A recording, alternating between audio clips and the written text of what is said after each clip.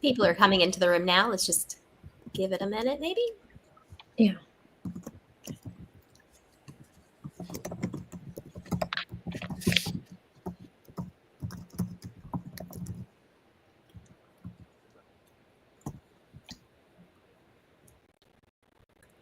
Good evening, everyone. Thank you for joining us. This is the Children's Media Association Mentorship panel. I'm Corey, and I lead a dynamic team of volunteers at CMA, and we all run this mentorship program. We're just wrapping our 4th year now, and all of our panelists tonight either volunteered as mentors in the program this year or were a mentee in the program. This cohort this year was our largest yet. We had over 300 participants for our 7-month program. Most of our groups met, I would say at least once, if not twice a month during that time frame. And they were really trying to work on their career goals and work towards professional growth. We're going to introduce some of our panelists here tonight. Throughout the course of the evening, if you have any questions, please put them in the chat and we'll address them as we go and see what we can cover tonight. Yeah.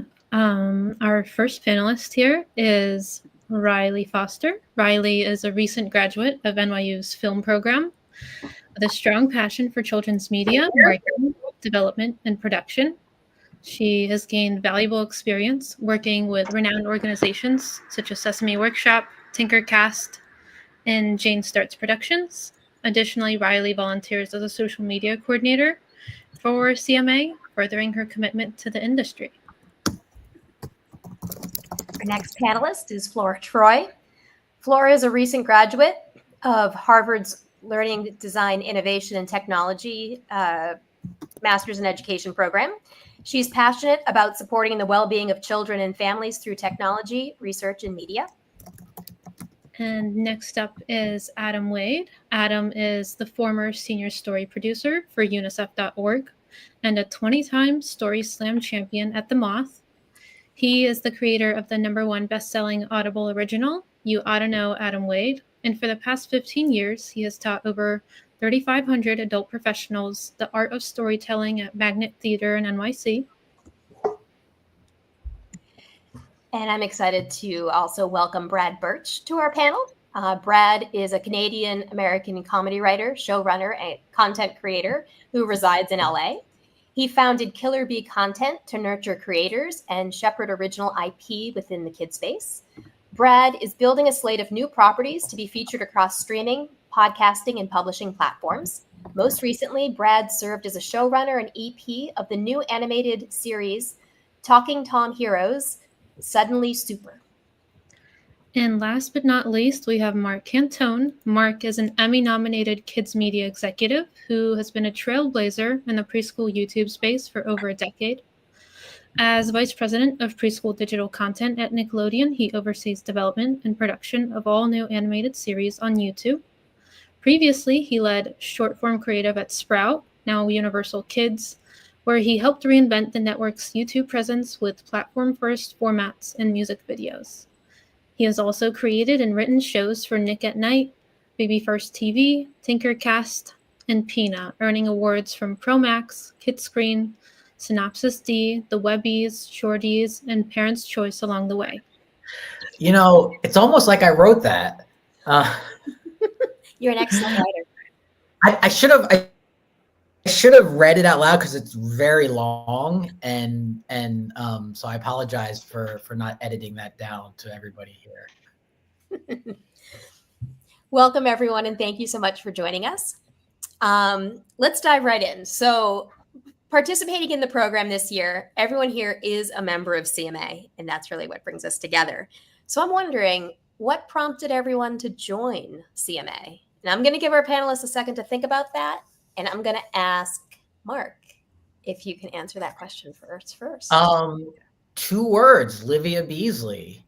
You know, she's prompted me to do so much in my career, but yeah, she was the one who turned me on to this CMA, and I'll be forever grateful to her. That's honestly really why she was like, you got to join this. And that's why I tell everybody now. It's like anybody who wants to get into kids media, or they're in kids media and they're not involved, it's like, got to join the CMA. First step. So yeah, Livia. Livia is our founder. She founded CMA over 20 years ago, or just about 20 years ago. Flora, how about you? Why did you join CMA? So about a year ago, I took a class on informal learning at Harvard, and my professor introduced me to CMA. He was involved with Sesame Workshop, and I was inspired by how they blend research, storytelling, and creativity to support children's development. And so I wanted to explore more about kind of the broader children's media ecosystem and find ways to contribute to it myself. Awesome. Adam, how about you? Yeah, it's been on my radar for a long time. And like Mark, Olivia has been inviting me. I think like when they first started doing holiday parties, and I'm a shy person. I don't like to get out. And I remember just not going. And then a year ago, I went to this storytelling night. And one of my students, Carly, was hosting it. And I was just blown away, not only by like the performers but it was just the people that were there. There was just an energy I hadn't felt in a long time. Just people asking questions and talking, and it was just extremely. Like I said, I'm a shy person, but I was extremely comfortable with that group. And I immediately asked that night, "Is there any type of program I can help?" And I found out about the mentor, and I signed up very quickly. Thank you. How about Brad? What brought you to CMA? I think I had seen, various colleagues, and I had been aware of CMA's sort of mission and approach, which I really, really liked. But I'd been ogling from the sidelines. And then when the mentorship came up, I thought I will do both. I'll join and get involved in the mentor program, because I think in addition to everything else that CMA does, it's an excellent leaping off point and a bit of a chance to give back and learn along the way. So, yeah. Riley, how about you for joining the program, for joining CMA? Yes. My sophomore year at NYU, I took a class called The History of Children's Television, and I for it to be told I wanted kids media and learn more about it. After that, I started volunteering a few months later as on the social media team. I started going to events, and I've been loving it ever since.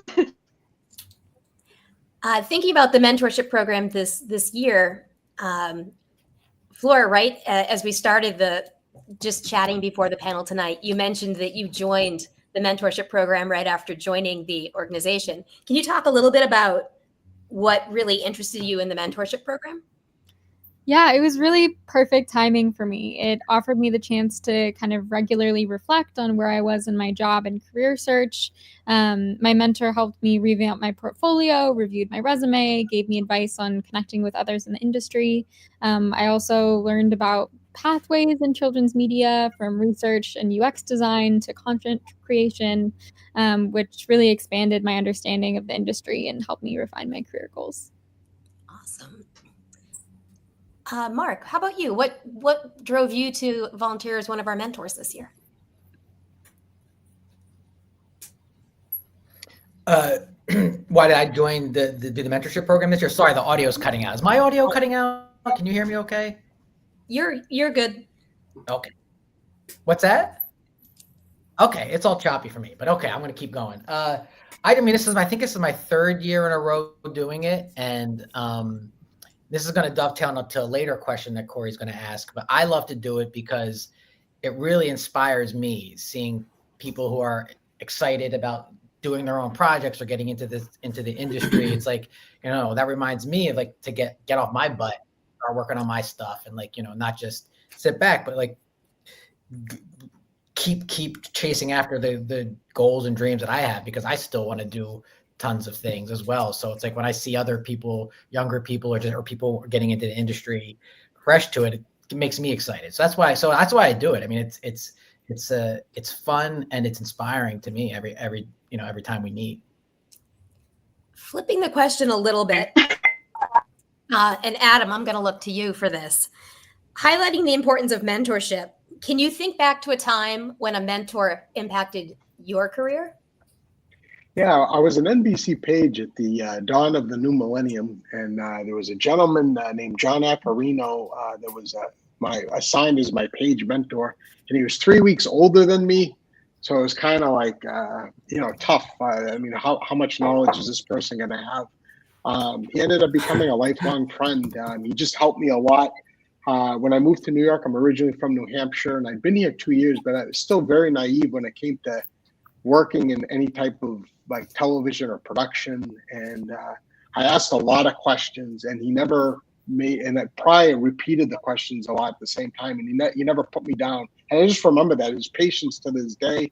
I had some computer problems recently, and it was the same thing. I did some stupid things, and I need. I think I had a bug in my computer or something, but I called him, and it's the same thing. He, instead of saying you're an idiot, he was just very kind, and I just think and that's pretty much a reason why I wanted to join a program like this, because whether it was John or many of the mentors I've had, especially in the industry, I've leaned on them a lot, and I guess it's the pay it forward theme, but it was just something that the knowledge I have, working as a production assistant prior for about 10 years, and then finally moving up and struggling and having the frustrations. I just think about the people that say, just keep doing what you're doing and be you. Don't change, and good things are going to happen. So yeah. I really enjoy a lot of what you said there. The whole attitude of paying it forward, and the importance of having a champion in your corners is so helpful as you're trying to navigate your career. Brad, how about you? Have you had anyone that has been a mentor in your life? This is going to sound a wee bit sad. And it's not meant to. I never had a mentor or access to that particular kind of person in my early career. So a lot of it was sort of self-taught. Mm-hmm. But the thing that I vowed was when I got into a position where I could actually do that, and I've been doing this for a couple of decades now, I would try and afford people who were keen, eager to learn, and treated it like this was something they got fired up about. And if I could help them avoid some of the trappings or mistakes, or just to sidestep some of the stuff, and perhaps give some great encouragement and just an ear, sometimes that's all it takes, is to just listen and hear what people are going through. And invariably, as creators, as people who we live a lot in our heads. So the thing that is important sometimes is to offer an extension and just be a sounding board. And if you can, specifically what I've been doing for the last couple of decades is if I'm show running or story editing a series, I will always bring on a new writer and help them get into the guild. I used to call it, this is so cornball, I used to call it the birch reforestation program. It's not really a thing. But what I try and do is repopulate new writers with each show and generation to help, get some people into the guild, various guilds. So yeah, I really, I didn't have a mentor and saw that as an opportunity to swing that into offering something. That sounded self-serving, but that's what it was. That's what it was. It's great, Brad. Oh, stop. You're serving other people. That's not self-serving. Well, yeah, but the way I framed it seemed a little daft. But I'm full of that part, the daft part. Mark, did you have a mentor in your career? I don't know if mentor is exactly the right word. I had some champions. I had like an anti-mentor who was basically, I think, and this is probably something most people can relate to, having a boss who completely devalues you and breaks you down and tries to ruin your, tries to break your spirit. And I had one of those. And fortunately, someone was hired above him who saw talent in me that he didn't see. And this was my boss at Universal Kids at the time, Nancy Maisie, and I was ready to quit, honestly, because this person told me I didn't have the basic skills it took to be a producer, and it was it was just really demoralizing. And Nancy saw in me a talent, and she just let me, or gave me the freedom to lean into my talent. And so I kind of had this anti-mentor, and then this mentor figure come in and kind of clear a path for me and saw something in me. So it's even when someone is telling you you're not good, don't trust it. There's always somebody who's going to believe in you, and that's really what I had. So not only she was a mentor, teaching me the ropes, but someone who she gave me the encouragement and support that I needed to really to thrive. And so that was a real game changer for me. So yeah, that was you should probably call her a mentor. Yeah, she changed it for me. I was ready to be out. Yeah, so those are the kinds of people, the ones who can see something in you and can take the time to or give you the space to do what you do best. That's something that CMA really believes in, is helping our members do their best and help connect them with mentors that will help them do that. So I'm going to look at our two mentees that are on the panel, Riley and Flora. How has the program shaped your career and achieve your goals? Flora, Or you can go. Riley. I need the brain space right now.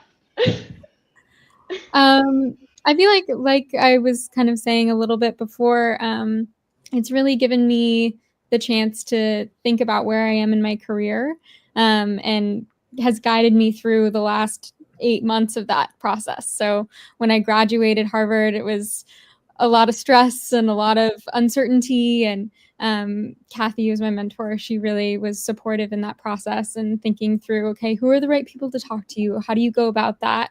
And how do you really make the most out of the experiences that you have? And how do you move forward from that? So she's been really instrumental in that process.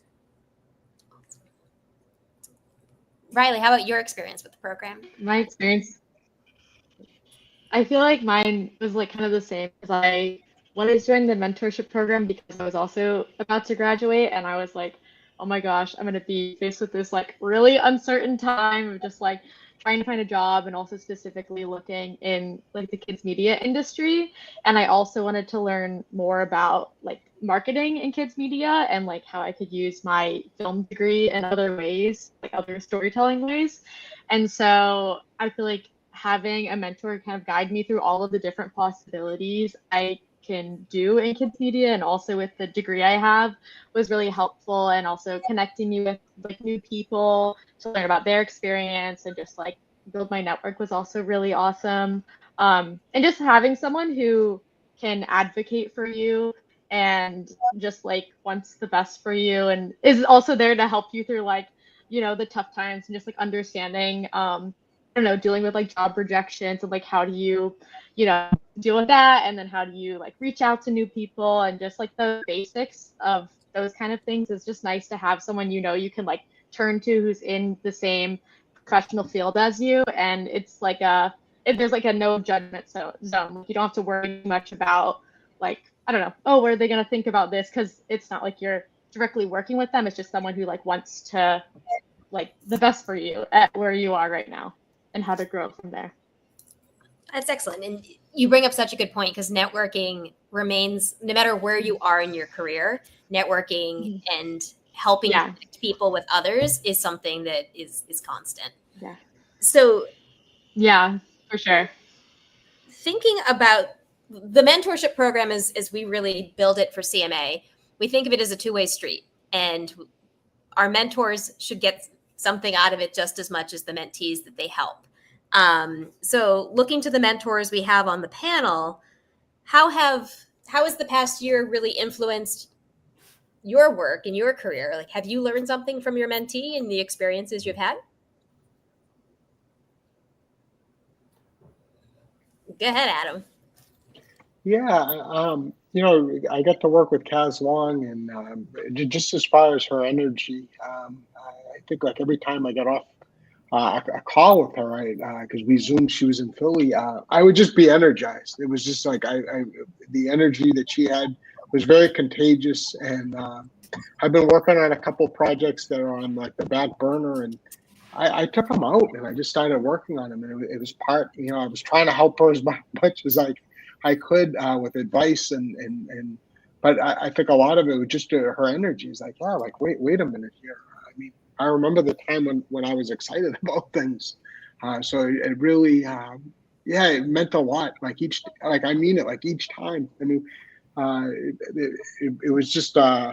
Yeah, it was just really, really nice. So I got some of the old projects dusting off and doing play readings now in January, and it has a lot to do with Kaz, and explaining things to her. And she's like, "Well, what are you doing with these things?" I was like, "Oh, okay, yeah, you're right, you're right." So it just gave me, and I'm a nostalgic person, so it was like looking back when I was dealing with some of these things, and like I always tell her, like, the thing that you have that I don't have is time. I mean, you have plenty of time, so like just like enjoy these moments, like, I mean, work hard and stuff like that, but like when people want to go out to eat after work or whatever, go out and just like enjoy yourselves, because it goes by fast. Mark and Brad, anything to add that you learned from I know both of you worked with multiple mentees this year. What I really enjoyed was I had 4 very disparate mentees, and I'm not like, this is going to sound odd, but I prefer to look at it as like collaborators as opposed to altering the dynamic, and so I think if you set it on equal footing, you can gain insights. And it's not a one-way street. It's never a one-way street. So the thing that I really enjoyed was everybody had, there were 4 different people with 4 different sort of agendas and goals creatively, and what they wanted out of the collaboration. And I think the thing that I enjoyed was almost to what Adam said, was it makes you realize that you can get cynical in this business, and our business is in a tremendous state of flux. But the thing that's exciting, and it's a thing that I will always go back to, is when you feel inspired. I still create. I love creating. I love words. I love every part of that. So when someone comes to me and I see the zeal that they have, and they get fired up, and it's like, and you go, wow, that's what it's about. And so I find it really, really encouraging. And I just think it's the best. And if every mentor would be fibbing if they said that they didn't, they weren't getting something new out of it. There's always something that you discover about yourself, whether it's you shouldn't yell at people. I didn't. No, it's the whole idea that you're seeing something with fresh eyes, and somebody with a fresh perspective, but you've been there, and that's sort of to what Adam was saying. And it does zoom by quickly. So take advantage of everything. But yeah, I would encourage more people who are, what's the word that they use when you're being introduced? Seasoned, like your barbecue, item. But if you've been in the industry a while, and you are seasoned, I would encourage everybody to do the same. Give back, pay forward, however you want to frame it. Yeah, I got nothing to add. I mean, that's pretty perfect. Mark wrote that for me, by the way. Thanks, Mark. You're welcome. I'm going to flip questions for a second. So think looking at our mentees on the call and thinking about mentors, what are the best qualities that you would look for in a mentor? I can start with this one, Riley. Yeah, go ahead. So curiosity and authenticity, I think, stand out to me as the most impactful qualities in my mentors. And a great mentor is genuinely curious about your interests and goals and takes time to understand that, like, what you need at that moment in your journey. So, and then authenticity is equally important because mentees benefit from hearing honest stories. So not just all the successes that you've had in your career, but the challenges and the failures as well. I love that. That's, yeah. Yeah. I think to add on to that, I like what I look for in a mentor is someone who is really kind and understanding of where you are at in your career because like they were once your age. So I always like to hear what their perspective was like when they were around the same age as me or like in the same position in time. And also someone who really wants to see you succeed as a person. So like putting just you as a person, not just like someone working in this particular field, but just like coming at it from a person first perspective, because the way like in like careers work and industries, you can pivot and change. So like if one day I wanted to work in like kids media and the next I was like, I think what I would be happiest doing is like being a vet. I would want someone who is like, is still supportive of that and like just how everyone's career is different. So I think that's kind of like what I was looking for in a mentor. Not that I want to be a vet, but just like I still want to work in this industry, but I wanted someone who like just put me first as like a person and how can I succeed in all regards of my life, just not like, you know, your job, but just like understanding that different things affect other factors in your life. You could get a mentorship with somebody who works on Vita the Vet, and if True. that's really True. Best of both worlds. Yeah. Flexibility is really I just the do name. that as an example, but exactly. Yes, I think that's the better word. It's like I know that's kind of what I was learning with going into film school. Like I had a really traditional notion of what I can do with like a film and television degree, but I wanted to like learn more about things that are happening in like the social media space and like YouTube and just other things that are going to come up within our lifetime that like will change how we view media and how you can pivot in a different direction. So yeah, that's a better word that I was looking for. So then looking to the mentors, what are the best qualities that you've found in a mentee? And anyone who's looking to apply for the mentee program this year, take some notes. May I? Sure, Brad. I think what I look for are generally people who are open, receptive to new sort of like bending ideas, because you can come at this from a very sort of insular perspective, and whatever you're attached to, you've been living with it in your head for a very long time, and sometimes you need to hear from somebody who's been at it a while to sort of here's something to watch out for, or here's something that you can build upon, and it's something that I've mentored people not in this session who were not receptive to new ideas or new thoughts.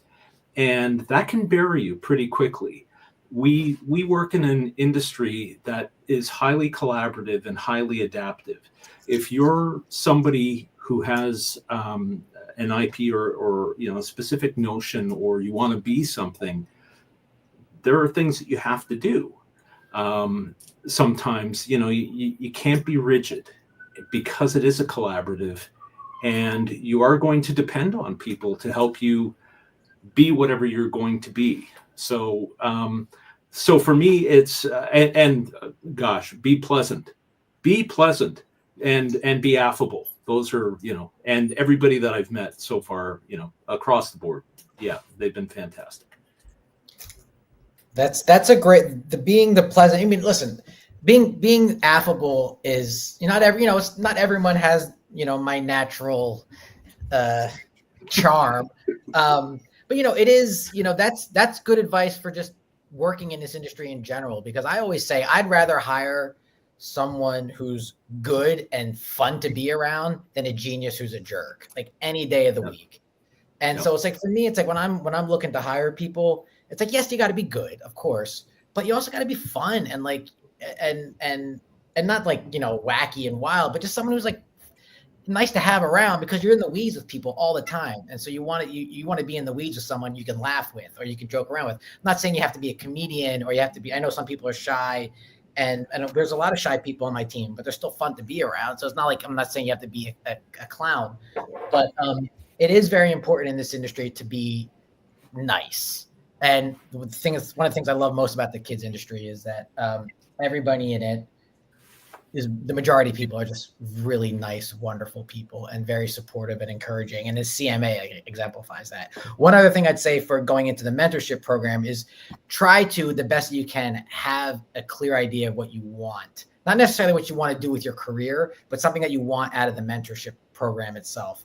And then some type of tangible goal that we could work on together, so that there is something you can have by the end of the program, whether it's like a pitch deck or a script, or just something that, and also that helps me, because then I can show, I did something for you. Otherwise, I just talk for, an hour a month. That way I can help you have something for your career. And then going back to what Brad and Adam said, is that it inspires me to start working on my own projects. And I've been sitting, in the closet forever. So that's what I would say. Have a clear idea of what you want to get out of the program. Yeah, piggybacking on that, Mark. Yeah, just having some type of goals. Even if we can't reach them, at least we can work on them and give advice. And then just as far as the kindness thing, like I said, I grew up in New Hampshire. I was the only one in my family that came to New York when I graduated. I went to a small school in New Hampshire.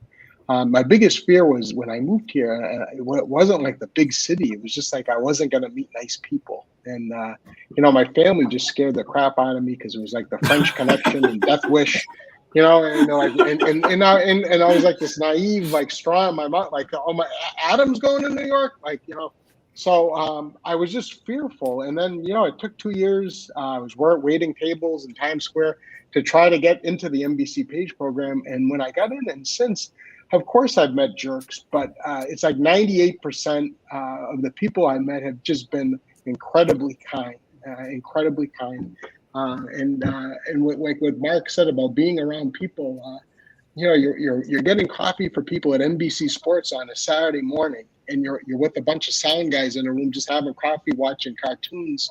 Those are some of the fondest moments I've had in New York, where it's like not going to an award show. It's just like watching cartoons like at 8 a.m. and drinking free coffee and having craft services. Always find the snacks. That is another lesson to be learned. In thinking about this mentorship in particular, I really want to call attention to what Mark said, knowing what you want. That is so important in your career in general, but also with this program, because it really helps us on the mentorship team match you, mentees, with mentors that are a good match for your skills, and vice versa, when we really have an idea of what everyone's hoping to get out of the program. Thinking about what you get out of the program, Riley and Flora, as mentees, is there a piece of advice you got from your mentor this year that really resonated for you and that maybe you could share with the group? Go ahead, Riley. I'm going to sorry, I'm going to butcher it, but I remembered the sentiment of it, so in my bones. But my mentor Rick, he had told me that opportunity usually comes when with time, and then also it needs preparation, and then also just networking and stuff. So I completely butchered that quote, but it's just the sentiment of things happen when they need to happen, and so you just have to be, in that spare time when you're feeling uncertain about the future. You just have to like constantly be working towards something. And so with that, and like my time after graduating and also in this program, I like tried to find ways that I could implement like stuff I would want to do in my career to add to my own portfolio. So I was trying to do more social media work. So I had an internship over the summer at Tinkercast, and I did social media marketing for them, which was awesome and like really helped my portfolio. And then I started volunteering for like a cat rescue to help them with social media. And then I also volunteer for one of my friends. She's like a singer songwriter, so I like manage her social media. But I just like learned that even though I'm still in my hunt for like a full-time job, I can still do things leading up to that. So when I am in an interview one day or I am at a new job, I have that experience that I can use from that like in between time. So I've been that like stuck with me, and I hope some of that resonated, even though I completely butchered what he had told me originally. You made it your own, which is better. True. Yeah. Flora, how about you? Yeah, Riley, I think that definitely makes sense for my experience as well, of just trying to be as prepared as you can so that when the opportunity does come, you're ready to run with it. So I think that's great advice. Mine goes with a little bit of what we were talking about earlier with goals. So be specific and intentional in your goals. And this resonated with me because the children's media field is so diverse and it's easy to feel overwhelmed by all the possibilities. So being clear about what you're looking for and what value you bring makes it easier to connect with the right people at the right time. If I might add to build upon something Mark said, truly, if you're considering being a mentee, you can't get what you want until you know what you want. And it's so important to sort of lay that out. That way, to what Adam and Mark said, you're building upon the milestones, which I think also relates to what Riley and Flora were saying. It gives you something to work towards, but know what you want coming in. Because if it's nebulous, it's going to be hard to, I think, pair you with the appropriate mentor, but also having the mentor help guide you takes a little bit of the vagueness out of it and ambiguity. So if you can come in with a fairly, solidified goal as to what you want, then go for it. Absolutely. So with CMA, we have two styles of mentorship. We have one-on-one traditional mentorship. So mentees are matched with one mentor in their field or in their area of with the goal or their career exploration. And then we have what we call collaborative mentorships, which are small group mentorships. There's one mentor and usually 3 to 4 mentees that are matched with them, and they all work collaboratively together to explore or think about a topic. So thinking of my next question is, a special moment or an experience that you had during the mentorship this year. Mark, I'm going to kind of look at you because you were our collaborative group mentor. And people in your group were, I hope, delighted by the lineup of speakers you had join them this year. Is there something that really rises out of that as like an awesome aha moment? It's more like a combination of like little things. One of the things that I love to do, which is the reason I do this, apart from inspiring, is because I've been so lucky that people have opened doors for me over the years and have been very generous with me. And so I like to do that with other people. I mean, it's Livia Beasley's method.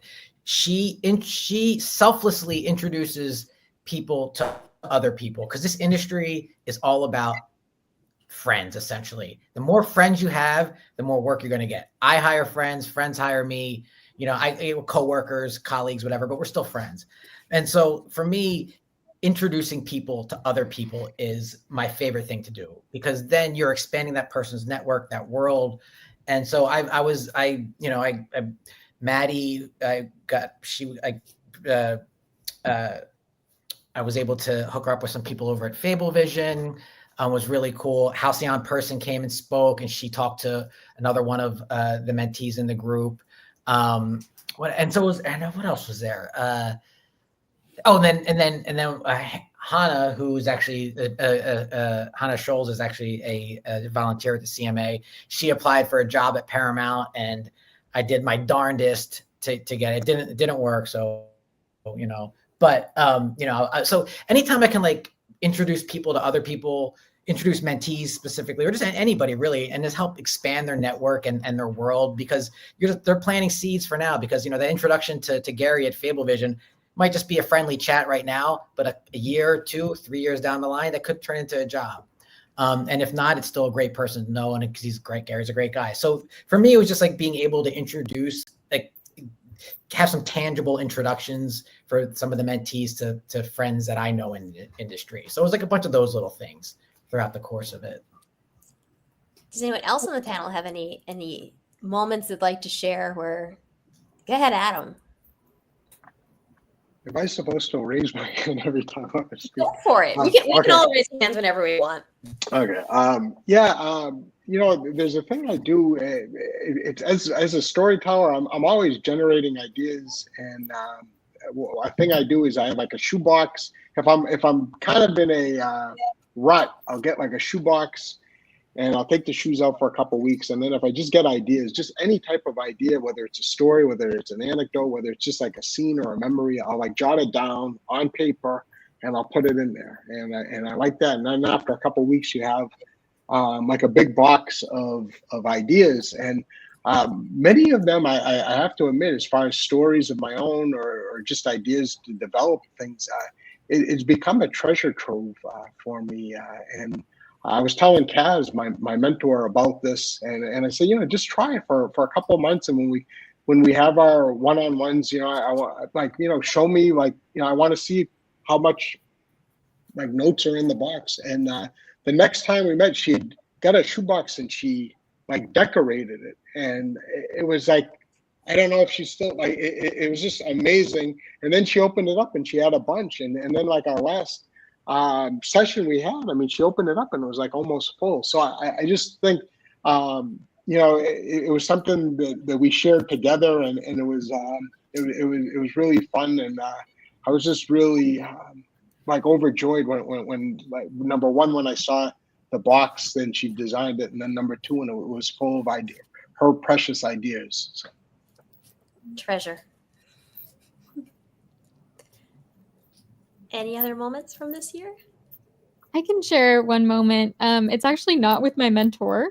I was in a group mentorship, like collaborative mentorship group, and it was mostly remote. I just got to meet up with one of my co-mentees in Cambridge, because she ended up doing the same program that I was just a year later. So we met up around May, and we got boba, and it was just so special to connect with her in person after getting to know each other virtually. And it was just a reminder that while mentorship is most of the time a one-on-one relationship, being a part of this kind of program creates a broader community of support. And I think that's something that I've been really grateful for this year. One of the things I've enjoyed is that we will get together as a community multiple times throughout the year. So we'll do virtual meetups, and we'll also do local meetups as well in person. And everyone always enjoys so much during the big virtual meetings. We'll do breakout sessions, and people can just have a few minutes to meet with someone else. Mm-hmm. And it's always so much fun to meet someone that I've seen their name on a spreadsheet for years, and actually have a moment to talk with them is always so much fun. Yeah. I love that part. Oh, sorry. I'm just echoing. I really love that part of the program. We're all about helping people network. So as we're looking to wrap the 2024 program, and sadly it has ended, the program ended on Halloween. What do you think are some of the best ways to maintain strong mentor-mentee relationships after the formal program ends? Anyone want to? Sure. I think if you bond with your collaborator, your mentee, or mentor, I think it's given that you're going to keep in touch, as you should.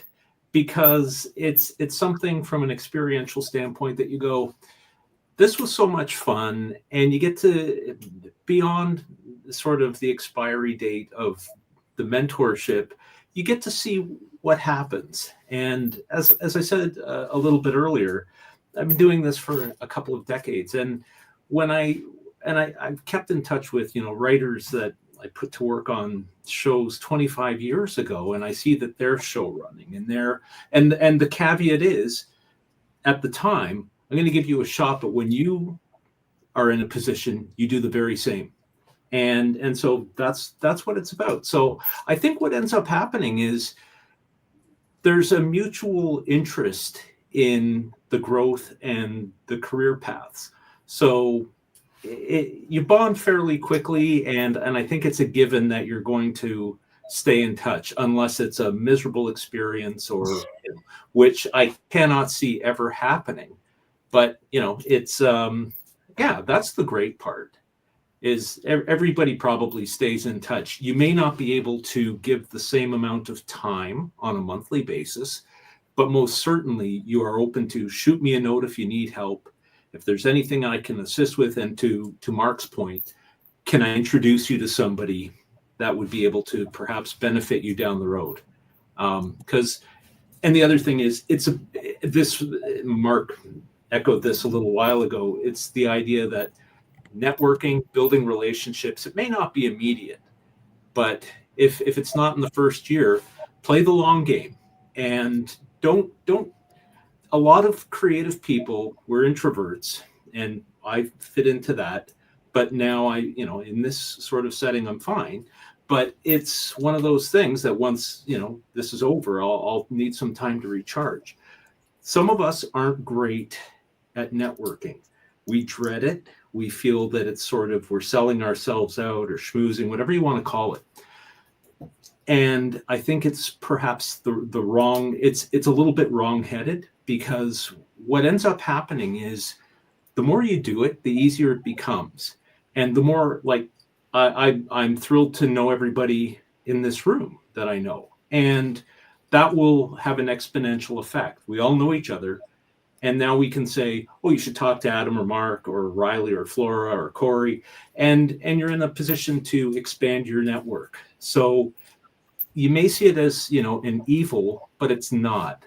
And it's something that as time goes by, you can get better at it, and just sort of let your guard down and realize everybody's, supporting you. It's a support group. So yeah, that's sort of the big add-on for me.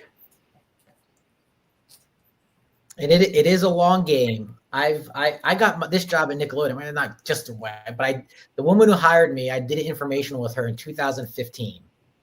Sent a thank you email, and that's it. Go to 2019. Somebody recommends me for a job that she was hiring for, and she remembered me, and I met her. Obviously, I have qualifications for it, but that I had planted that seed 6 years before, or wherever. I can't do the math, but someone can figure that out. And so it was like, yeah, it's like I went to Nickelodeon, and went up and did this informational with someone, of course, in the back of my mind, yeah, maybe they're gonna give me a job, but no, you just meet people, and then and then hopefully it pays off down the line. For what I was saying, for keeping in touch with mentees to keep in touch, and mentors to keep in touch, is for the mentees, don't be shy. It's like don't be shy to reach out. And just, if it's a question, or if you see a job posting that you're interested in, or just an update with what you're doing, don't be shy. Just takes no time to read an email, takes no time to hop on a Zoom. So just don't be shy. That's what I would say. Yeah.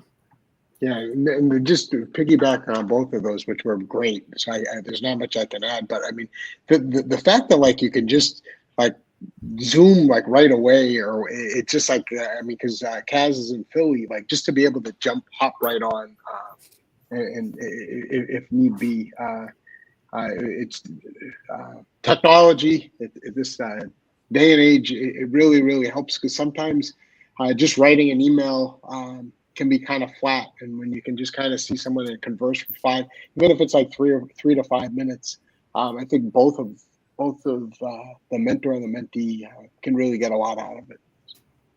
And just to give this some perspective, 25 years ago, there was a maybe you guys remember it. There was a thing called the Hollywood Creative Directory, and you would go to a bookstore and you would buy this thing. It was the equivalent of Yellow Pages, and you'd go, "Ooh, I want to talk to this person at Paramount. I want to talk to this person at HBO. Here's an agent that I'd love to see."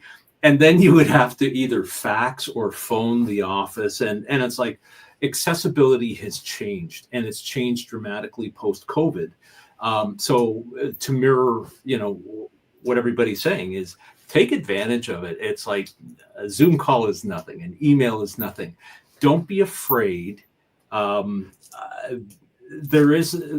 have a tendency to think that we're sort of encroaching or overstepping by asking things. And it's never a one-way street. If you ask me to review your IP or look at your pitch deck or whatever, I'm happy to do so. But the other side of that is I get to meet somebody who's talented, and I never know when I'm going to be able to plug that person in. So there's always something that, and you're always looking to branch out and learn and see new things. So yeah, absolutely.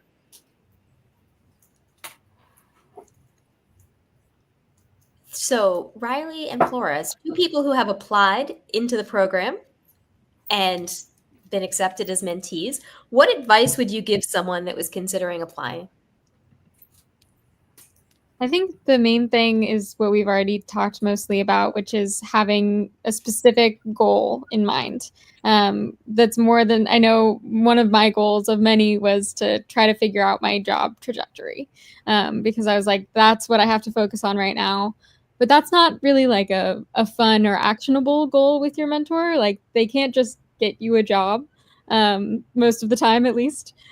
So they can support you in your resume development. They can support you in your portfolio. They can, introduce you to folks like Mark was talking about. And that's incredibly beneficial in that process. And that was my goal, is to move forward in the process of the job search. But also, meeting other people, I think, was one of my goals as well. And I got to do that through the collaborative mentorship group. So I think making sure that you know exactly what you want out of it is probably the most important. Yeah, I agree with that statement. Yeah, I agree with that statement of like knowing what you want out of it and having a tangible goal. And also like just from my own experience, when I was filling out the application, I was like really specific about like the type of person I wanted to like meet with and have as my mentor. So I think like don't be shy. Like if you have, I don't know, you want to meet someone who like works in this specific part of children's media and maybe like works with these things or has worked at these companies like that you're interested in, like put down everything. And obviously like if they can't like match you with that exactly, like they'll match you with someone who I think that you'll connect with, pretty well, and be able to like learn more about and like their work and the type of work that they do throughout the mentorship program. So, and also that everyone in this call should definitely apply for the mentorship program because it is an amazing opportunity. And I also think it's like one of the highlights of CMA as a whole. And also, like I was saying before, the group like mentorship like meetings that we would do every quarter or so was like also really helpful. So thinking that right now we're also recruiting mentors for our new program year, Adam, Mark, Brad, what advice would you have for someone considering being a mentor? Besides, of course, volunteer and email us right away that you're interested.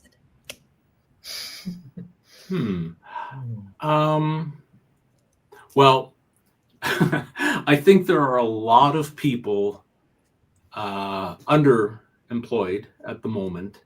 And I think if time is a resource that you can offer up and your experience, it seems to be a no-brainer to me.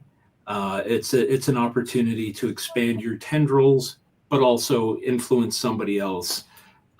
Something for people considering becoming a mentee. One of the people that I collaborated with on this pass said, "Oh, but my background is sort of like it's a little bit checkered in terms of I've worked in this, I've worked in this, I've worked in this," and it's like, don't let that dissuade you. Let that be something that is positive. Like you can look, you may have worked at a horrible job. What's the takeaway? You will never do that again, and you will never manage your life or your approach that way. So that's the other thing, is that like I've worked every 5 years or 7, whatever it is. I like to try something new, and I'm pushing into publishing and this is a whole new thing. So there's a learning curve, but the point is keep learning. And I think that's true for the mentors as well. It's truly a two-way street. We learn from the mentees, and it's truly beneficial. I think if you have the time, and I think a lot of us have time, give it up. It's not going to kill you, and you end up feeling pretty good about it at the end of the day. I don't, but no, I'm kidding. It's great. Yeah, I second that. I couldn't have said it any better, Brad. Yeah, just do it.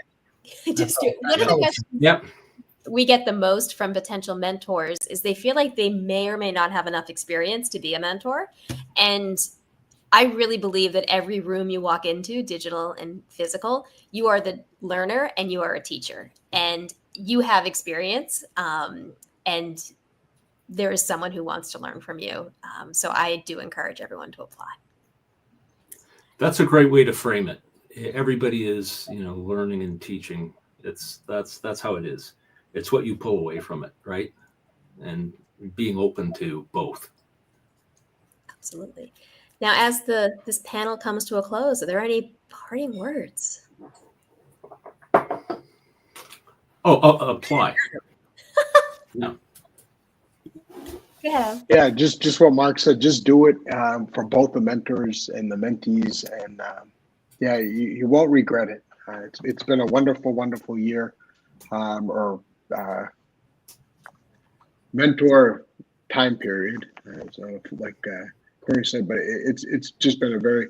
I wrote down the questions early on, and I was writing stuff out, and it's one of the best things I've done the past couple of years. I mean, probably since the pandemic.